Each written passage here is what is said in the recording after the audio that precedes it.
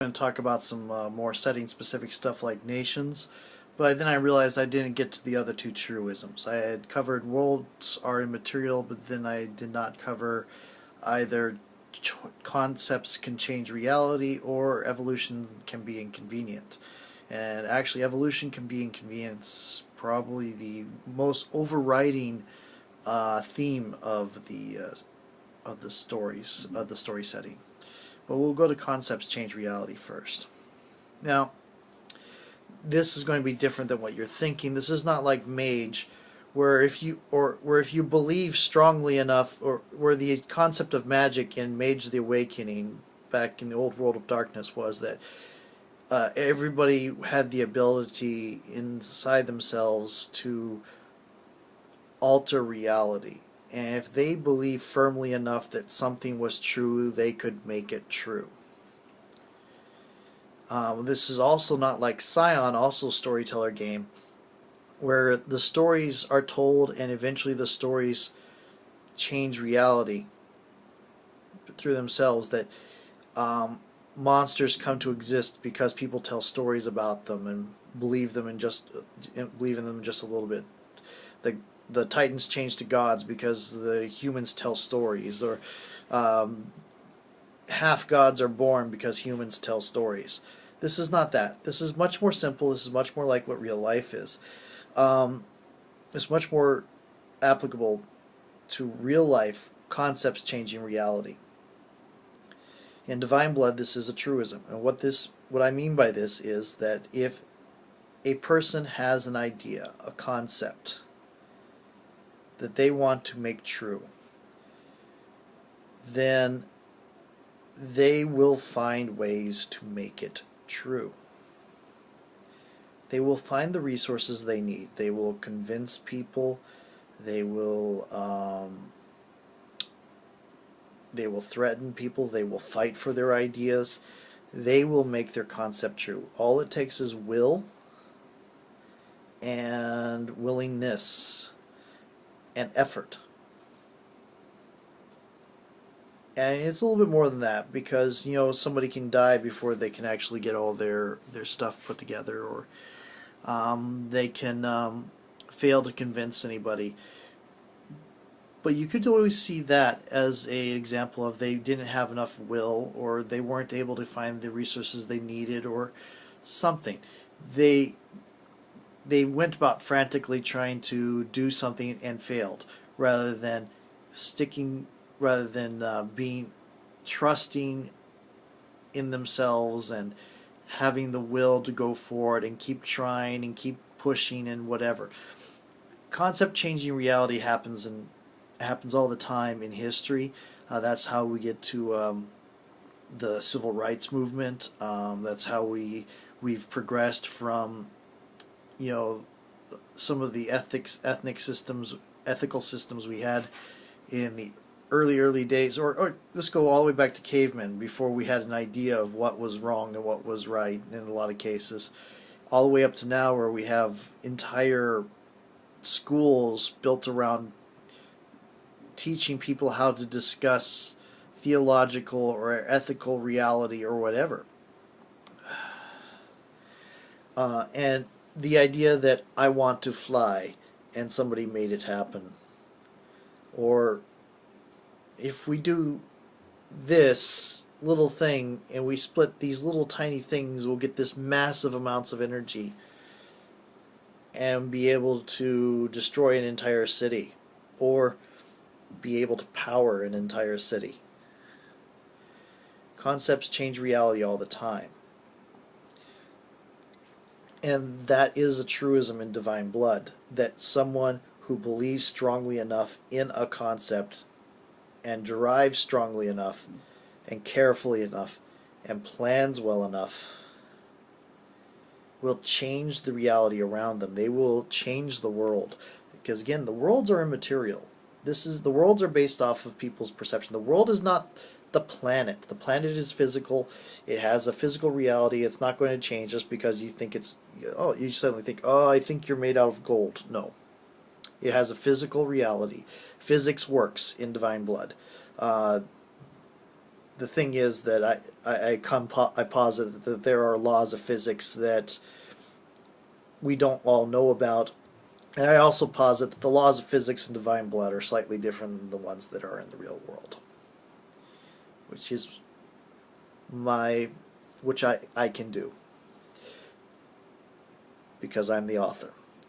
But the thing is, there is a physical reality that's immutable that can't be changed just because you want to, but there's also an existential, a conceptual reality, and the conceptual reality in a lot more cases has more impact on the life of people than does the physical reality, because the physical reality you can adapt to all the time, whereas the conceptual reality can be very hard to deal with the changes, because it can rock your sense of the world. This item here that we used to just think of as like this item, there's this really shiny rock that we just think it's a shiny rock, can't really do much with it, but it's not very common, and it doesn't rust or anything, so we'll make it into coins, because then we have a coin that lasts for a long time, and suddenly now this shiny rock is valuable. Gold. Or metal, or whatever you want to call it. Concepts change reality constantly. And this is a truism in Divine Blood. That truism, that existential, idealistic representation of the world. And by idealistic I mean that the world is an idea. Materialistic is the world, it has a physical existence. Idealistic is the world has a conceptual existence. Divine Blood is both. It's idealistic and materialistic. There is a material component that is physically existent. It has physical rules. And then there's an idealistic component that people change all over the place. And the idealistic one is, the concepts changing reality is very important to Divine Blood. There is a lot of change going on, which brings us to the third truism, which is evolution can be inconvenient. Things change. A person goes from an ape, goes to a hominid, goes to a human, becomes sentient, becomes us. Long ago, something else became sentient, and then it reached a point where the race could live forever as long as they weren't killed by violence. And they left, and they came back, and they got seen as gods, and they got called gods. Or things change, but that change is not convenient. It's not like suddenly, oh, I have this great, wonderful thing. It's not. It might be convenient for one person. It's not going to be convenient for somebody else. Evolution is very inconvenient in Divine Blood. The change is happening very rapidly, and the change is going to cause massive inconvenience as people try to deal with it. And even good, positive changes that will be good in the long term, will cause havoc in the short term. Because evolution is a long, slow process. And I'm not talking about one person evolving. That's mutation. Though this term can be used to apply to the idealistic reality as well as the existence of different animals too. The nature of war has evolved over centuries due to the creation of different weapons. The nature of business has changed. The nature of entertainment, the nature of politics, the nature of friendship has changed. The nature of romance has changed. The nature of simply what it means to be a person has changed and evolved over the centuries as we have come with new perceptions.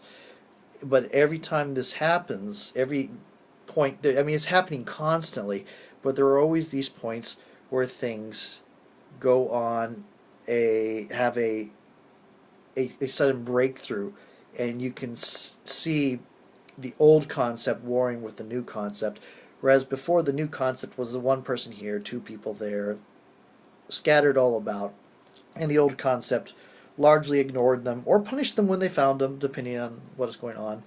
Eventually, the old concept and the new concept rises to meet numbers that are close to or surpassing the old concept, and you start to see conflict. And that conflict happens in Divine Blood between the people that want to do things the old way and the people that want to do things the new way. And then this conflict can sometimes even cause both the old way and the previous new way to become obsolete, and you have a third way, a newest way that comes out of the whole thing. And in the process, people are going to get hurt.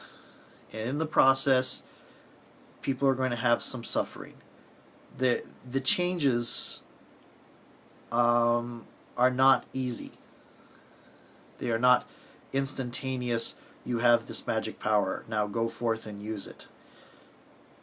No, it's like, oh, you have this thing that you got because of a genetic quirk.